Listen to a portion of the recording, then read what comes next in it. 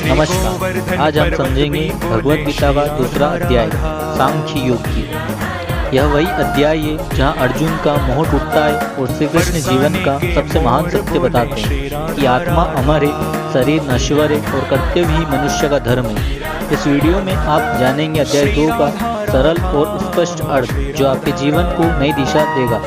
तो आइए श्री कृष्ण के दिव्य वचनों को समझते हैं। कुरुक्षेत्र की भूमि पर युद्ध अभी शुरू भी नहीं हुआ था, लेकिन एक राजा का मन पहले ही कांप रहा था। धृतराष्ट्र जन्म से अंधा, केवल आंखों से नहीं विवेक से भी।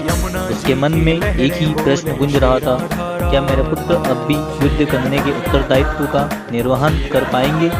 धृतराष्ट्र ने यह प्रश्न सिर्फ जानने के लिए नहीं पूछा था, वह अपने भाई की पुष्टि चाहता था। संजय उसके मन की दशा समझ गया और उसने स्पष्ट शब्दों में कहा, पांडव की सेना व्यूह रचना कर चुकी है, युद्ध अब टल नहीं सकता। यह सुनते ही धृतराष्ट्र का संदेह सत्य में बदल गया। इसके बाद संजय ने वार्ता का विषय बदला। अब उसका ध्यान उस व्यक्ति पर गया जिसके कारण यह युद्ध अनिवार्य बन चुका था। दुर्योधन, धृतराष्ट्र का ज्येष्ठ पुत्र, निर्दयी, धृष्ट प्रवृत्ति का और सत्ता का भूखा। धृतराष्ट्र के जन्मांध होने के कारण हस्तिनापुर की व्यवहारिक सत्ता दुर्योधन के हाथों में थी। वह पांडवों से अत्यधिक ईर्ष्या करता था। वह उन्हें पूरी तरह दबाना चाहता था ताकि हस्तिनापुर पर उसका निर्विरोध शासन रहे। दुर्योधन का विश्वास था, पांडव कभी भी इतनी विशाल सेना एकत्रित नहीं कर सकते जो उसकी शक्ति को चुनौती दे सके।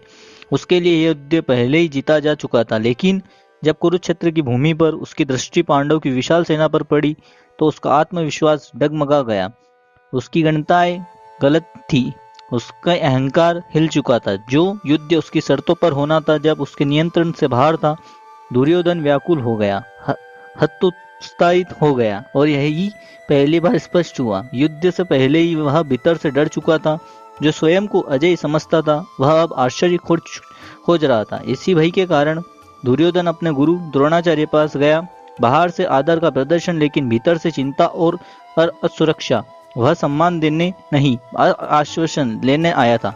अपने भय को कम करने के लिए अगले श्लोकों में दुर्योधन जो बोलता है वह केवल सेना का वर्णन नहीं है, वह अपने डर को तर्कों और शब्दों में छिपाने का प्रयास है। यही से भगवत गीता का अध्याय 2 और गहरता है।